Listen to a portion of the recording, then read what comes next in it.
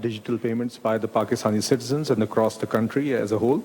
The adoption of digital payments by merchants, that number stood at 500,000 merchants in June last year. We had a target of achieving quadrupling that number to 2 million this June, and we've been able to cross that figure. So over the past year, we've been able to achieve merchants who have adopted digital payments of around 2.03 million as of end of June 2026. Similarly, we had a target of increasing the number of digital banking users from 95 million last June to 120 million users this past June, so June 2025 versus June 2026. And we were able to take that number to around 137 million, if my memory serves me correctly. And similarly, we also significantly increased the number of digital transactions that were carried out. One of the things we did for this was, obviously, I think the growth of RAST has played a very important role in this. And the government also subsidized the MDR charges for the adoption of payment through QR codes. That we believe has also played a part. We still feel that there's a long way to go on the digital payments adoption side. We feel, and this is one of the conversations we were having with JS Bank earlier today, that a lot still needs to be done to make the digital payment experience better for the citizen, for the user, for the customer, especially with QR codes. And that's one thing that we are now focusing on, especially with the private sector players. Similarly, on the government payment side, there has been a major effort to try and digitize government payments.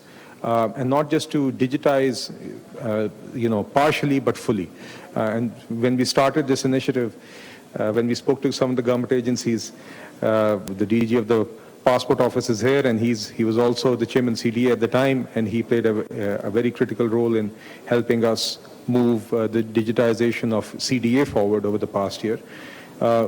Whenever we'd speak to an entity, they would say that we are fully digital in our payments, and what that seemed to mean was transferring an amount online from one place to another, but then issuing checks. So we really decided to have a very stringent definition of what digital meant, which meant you press a button at one end and the amount is received at the other end. No one should have to visit an office. No one should require human interaction. And by that standard, we've now tried to move government payments to RAST rails.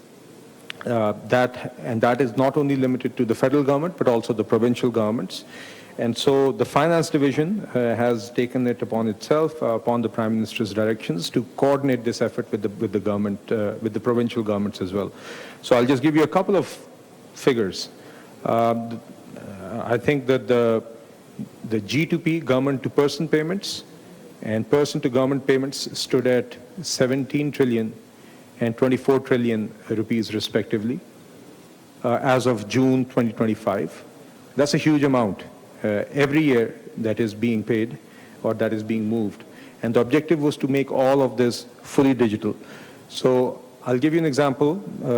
Last June 2025, the G2P payments of centralized entities stood at only 9% digitization. Now they stand at, they've been, 76% of those have been digitized, from 9% to 76%. Similarly, self-accounting entities stood at 5% digitization and now stand at 75%. One other thing I'd like to highlight is, as you know, that the Benazir Income Support Program, BISP, as you know it, has over 10 million beneficiaries who get direct cash transfers. That has now been completely digitized. And within this year, what that means is that every BISP beneficiary will have a digital wallet, and the amount will be transferred to their digital wallet, which will be effectively nothing short of a bank account. An account, a wallet that they can use to pay their utility bills, an account and wallet that they can use to transfer funds, an account or a wallet that they can use to withdraw cash. This is a major transformation for those who are the most underprivileged, and the same beneficiaries previously have had to receive a code that they have had to take to an agent, and then that has itself entailed a cost and deductions. So that friction has been completely removed. But nonetheless, there's a long way to go. And the objective of the government is twofold that we are working towards together with the provinces. Certain high impact entities have been identified, of which CDA, of which Passport Office, NADRA, NHA, transport authorities, the gas companies, the power companies. These have been identified as the priority companies where digitization can have the most impact in terms of creating convenience for the Pakistani citizen, and also the most effect in terms of digitizing payments across the board. But the objective is eventually twofold as far as government payment digitization is concerned. Firstly, all G2P payments have to be completely digitized, which means that all G2P payments can only be digital. The objective is eventually no checks.